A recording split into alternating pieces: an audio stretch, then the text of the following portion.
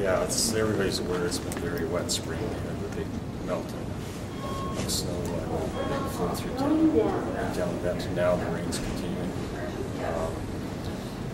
Certainly are seeing that in our roadways. These intense rain events that we had on Friday and again last night. We had a lot of rain yesterday.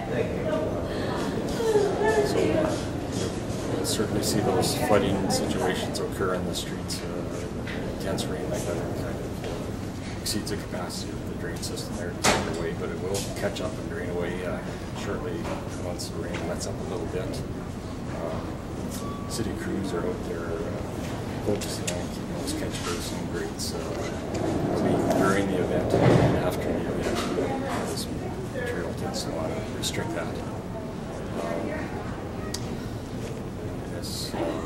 Another thing that's happening right now is Scanna Lake. Its level is up about 2 feet above normal. So, in conjunction with working with Saskwater Authority,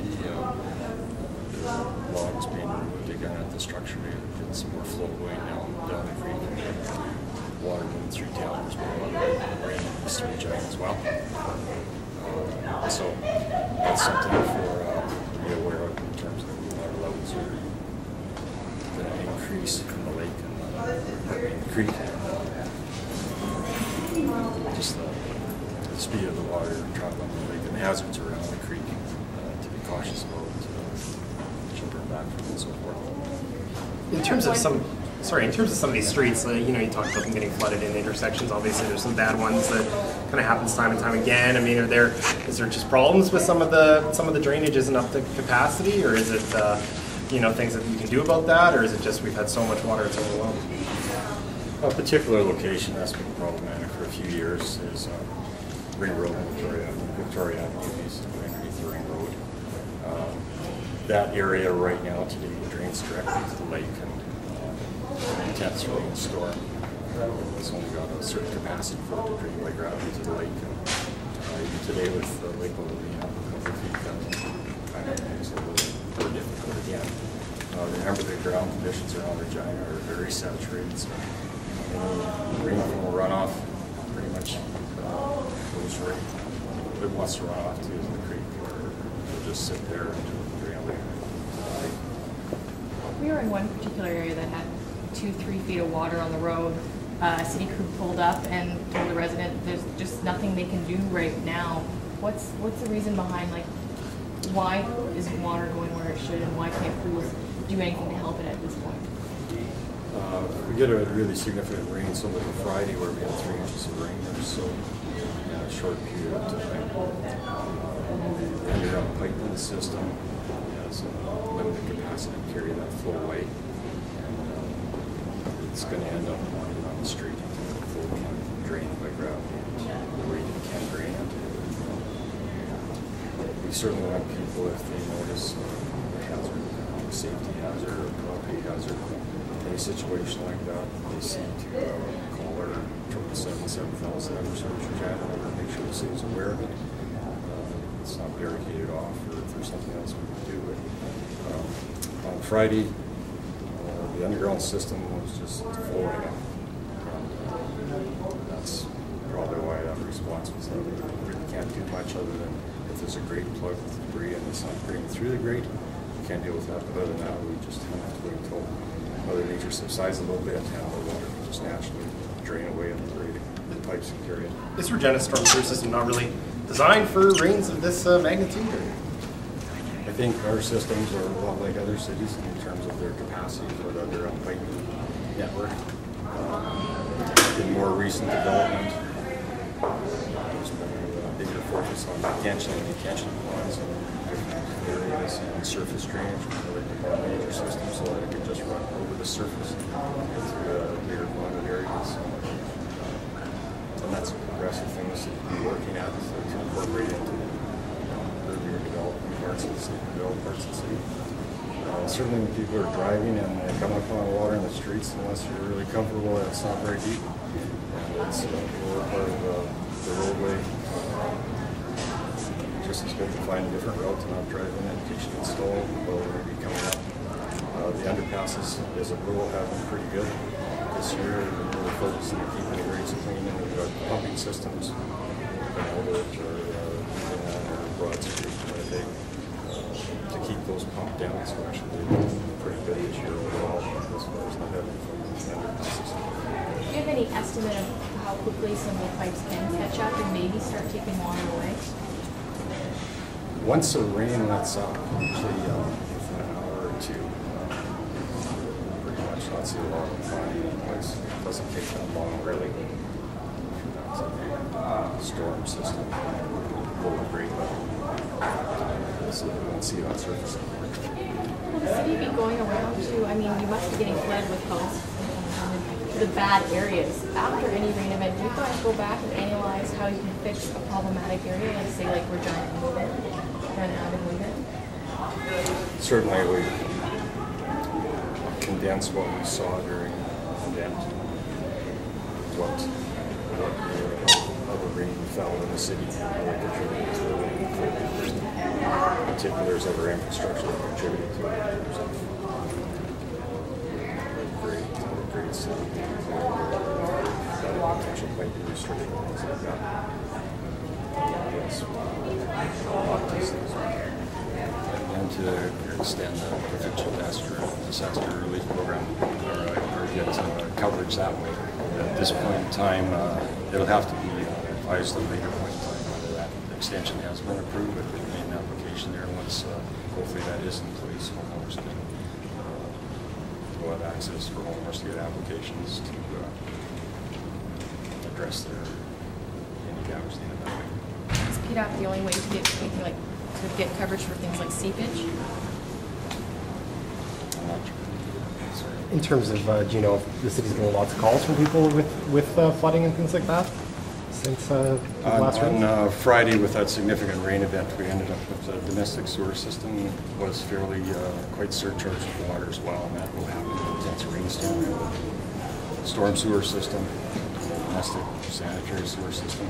The domestic system did get quite overloaded on Friday with the intense event, and that's not unexpected that that happens. Actually, it did get very overloaded that day, so on the east end of town, which is kind of on the upstream end of the system, a lot of calls of sewer, unfortunately. Do you have a number? We know at least calls. Just out of curiosity, where does all this water, where does it go? What river system? All the stormwater goes into Wascana Bay, Wascana Creek, carries on to the northwest. The domestic sewage system also drains to the west side of the city. That's where all the domestic sewage flows. To the wastewater treatment plant, which after treatment goes to Wascana Creek.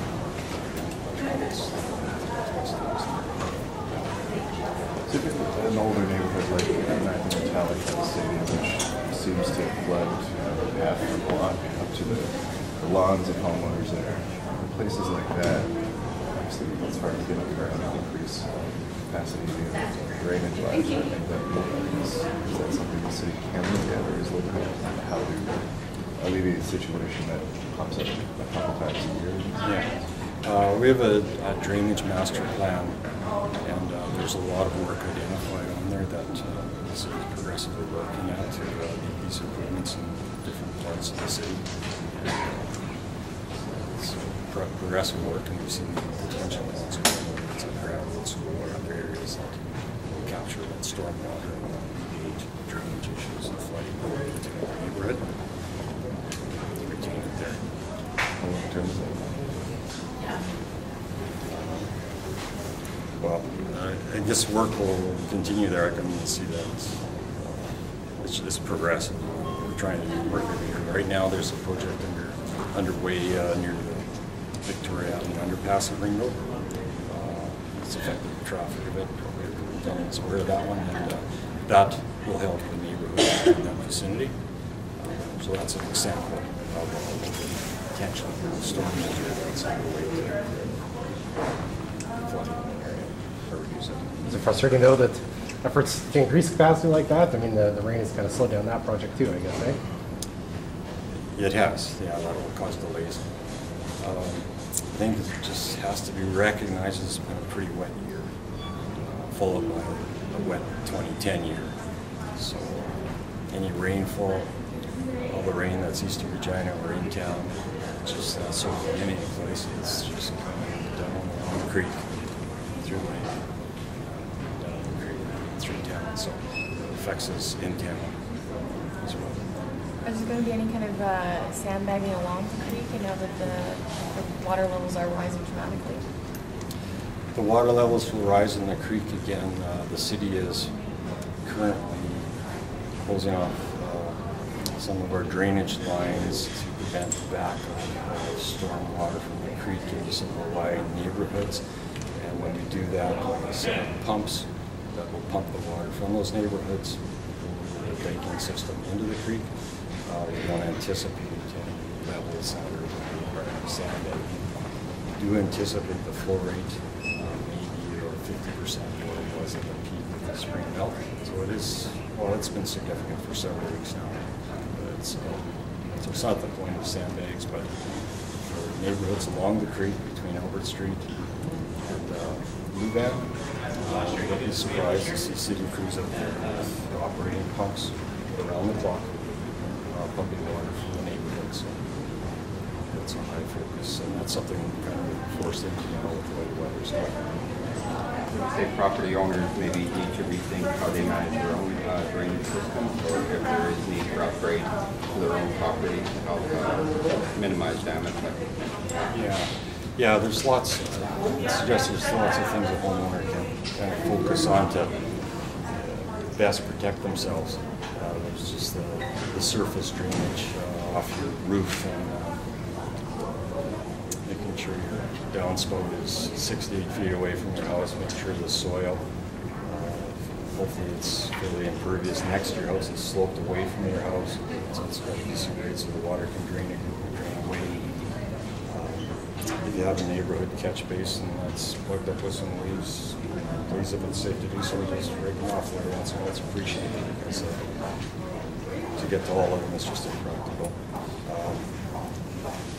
For protection of your basement, so the sewer system, the domestic sewer system, in a rain event, an intense rain event, there's a particular possibility that that system can get charged up with storm water infiltrating into it, and that can subsequently run your basement because it's low, so you can protect yourself there. If you don't have any kind of fixture development in the basement, then you just have floor drains, have caps in your floor drains. If you have a sump pump, that's great. Please try and direct the flow from the sump pump through a line out to your backyard or your front yard so it can drain away to the street rather than into the domestic system. If you have development in the basement, fixtures and so forth, you have a backwater valve. It's a valve that will automatically close and prevent sewage flow coming back into the basement from the basement. They're great features to have. You have to maintain them. Check them regularly and make sure they're functioning. The possibility exists all the time for that backup to occur, particularly during major rain. And if you have a water line, they're fairly reliable. Just kind of lets you know if something's going on downstairs. Come on down there the next day. Thank you.